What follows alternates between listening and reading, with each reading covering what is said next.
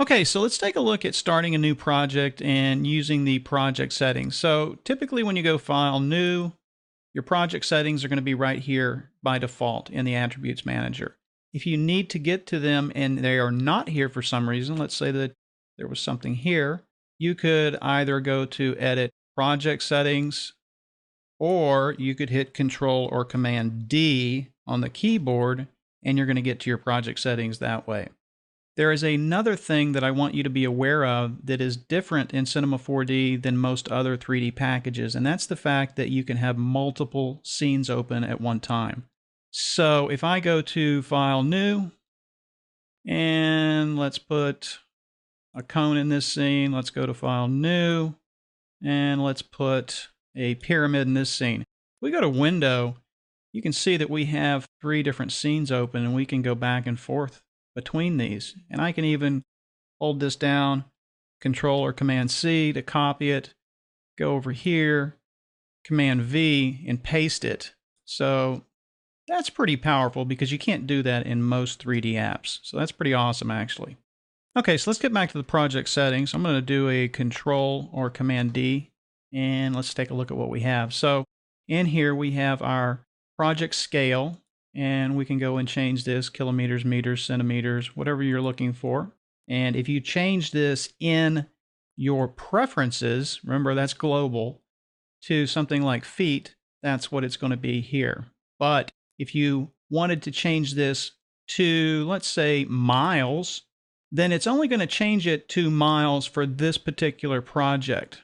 If we go over to another project, you can see it's centimeters still. So this is only going to change it for the current project that you're working on.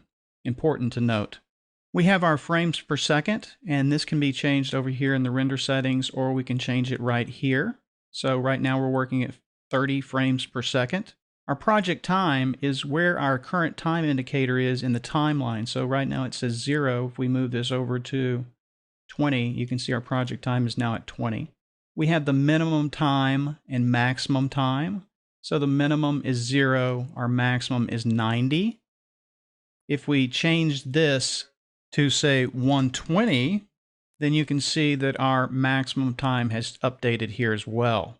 Now, let's say that you had an animation that was 2,000 frames, but you only wanted to look at a particular portion of that animation. You could put a preview min and maximum in here. So let's say we only wanted to look at between 10 and 30, then you can see we're only looking at 10 to 30 here in our timeline now.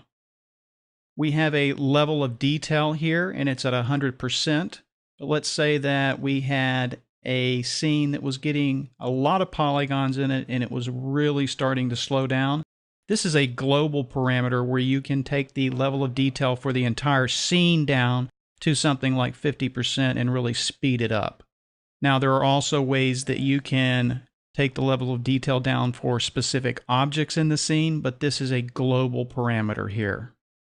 Moving on, we can come down here, and if you want to change something like your default object color, you can do that here. I don't know why you'd want to do that, but if you want to, it's available to you. Linear workflow is very complicated. If you really want to look at linear workflow, you can always right-click and show help. And this has to do with the way the camera sees the colors in your scene. And it's important to note that if you are using linear workflow over here in Cinema 4D, you're going to need to use it or turn it on in your compositing package like After Effects. So we'll talk a little bit more about this when we get to the point where we're taking our scenes over into After Effects. If we move over here to Info, this is sort of the metadata of the scene. So we can put author information, copyright, just information about the scene in general, and it'll be saved with the file.